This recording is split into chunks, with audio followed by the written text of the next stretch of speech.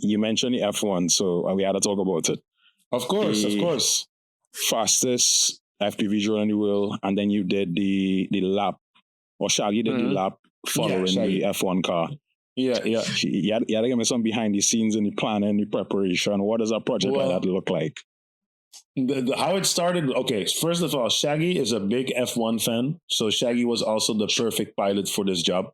And when we got this job, I think like over a year ago, it was just a rough idea, right? So they were like, you need to build us a drone, and we pitched the idea to them, and they really liked what we had proposed, so they're like, okay, go ahead with it. And we put Shaggy in the lead together with the tech guys from us.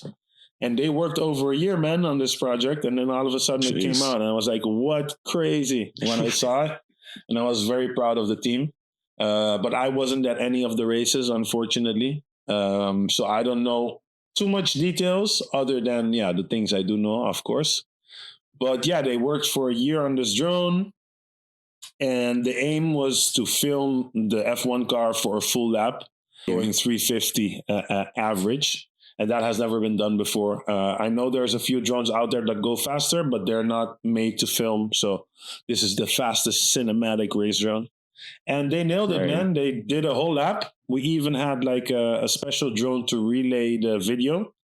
So it's hard to get video across the whole track. Mm-hmm. And we have like an analog system with another drone in the air that relays the signal to the pilot. So in this way, you get complete coverage of the whole track. So that was like one of the special things we made. And of course, the drone, they prototyped a lot for it to go faster and faster and faster. And you had to get that rocket shape, because without that shape, it's hard to get to those speeds because you have so much resistance. Yeah, man. Super proud of the team, how they pulled this all off. And they actually, I think they only did 2 laps with Max Verstappen, because you know these things there's not a lot of time and everybody's busy, and Max doesn't have time to do 10 laps, So they did 2 laps and he nailed it on the first one, I think. And that was it, man. So, and the drone even has like a tiltable camera inside. So they made the camera movable. Okay. Yeah, because when he slows down in corners, you need to slow down the drone. The drone pitches up, so you need to tilt a bit down to be able to see. Okay. And he made like this foot switch that moves the camera. So pretty insane what they pulled off. And